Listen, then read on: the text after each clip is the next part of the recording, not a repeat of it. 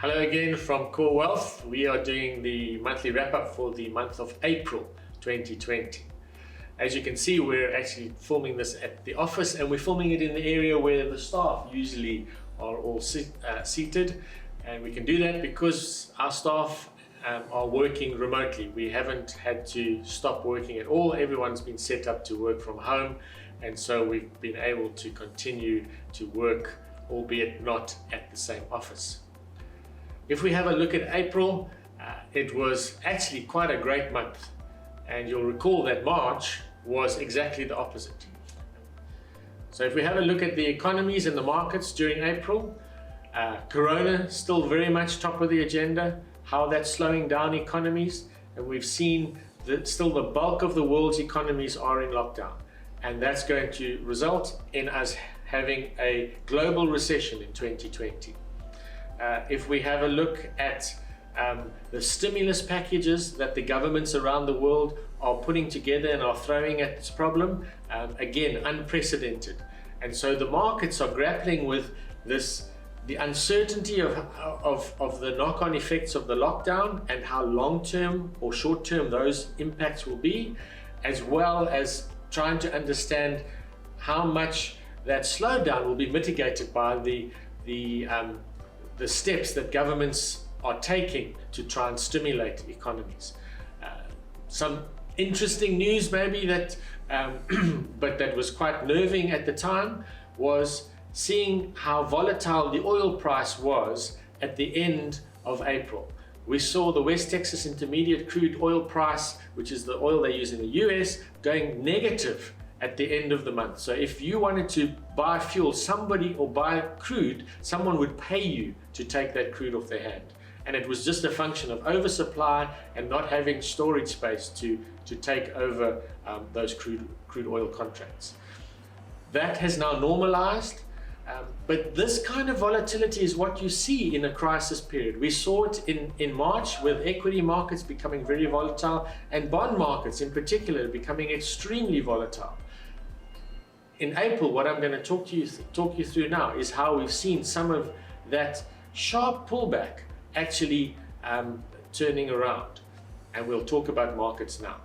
So if we have a look at markets for the year so far, if we look just at the first 3 months, the best place to have been was in global equities if we measure it in rand terms. But even that was only up just on 1% for the first 3 months of the year. Over the same period, the JSE was down over 21%, having been actually down almost 30% or over 30% at one stage during March. And even the bond market, which is a more defensive asset class, was down almost 9% for the first 3 months of the year. Fast forward a month and let's have a look, add on the month of April to that, and we've seen a dramatic change. In April, global equities gave you over 14% just in that 1 month. The South African equity market, the JSE, was up 14% in April, and the bond market was up almost 4% for the 1 month.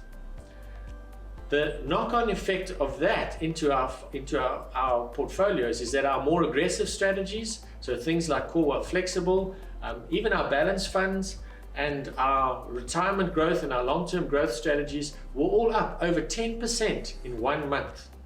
Our more defensive strategies, so they have less exposure to shares and are trying to protect against pullbacks in the market, even those strategies were up around 7% for the month of April.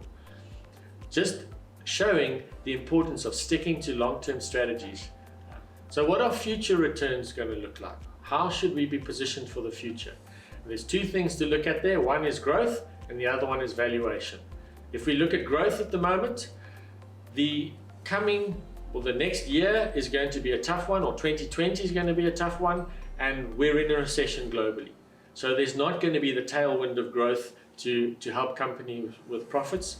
However, the stimulus packages that have been put together by by governments around the world are expected to create more and more tailwinds as those stimulus packages are the largest that we've ever seen happening. If we have a look at valuation, we track more than 30 different equity markets around the world, and at the end of February, half of them were cheap and half of them were expensive. So on average, you weren't getting a discount if you bought global equities. If we have a look at those same markets now, more than 90% of them are trading at a discount. So that means you can buy shares and expect that discount to unwind over time, giving you a good return. If we just break that down into different asset classes, equities do look attractive. They will be volatile, but their pricing is very attractive. Add to that the stimulus, and we think that the long-term returns will be good. If we look at global bonds, they aren't looking cheap. South African bonds are looking very attractive at the moment. Despite April being a really good month, we still see some good value in South African bonds, which will give you good returns at a lower level of risk. The South African listed property market, trading very cheaply, but we do see headwinds there in terms of growth from the South African economy, at least over the shorter term.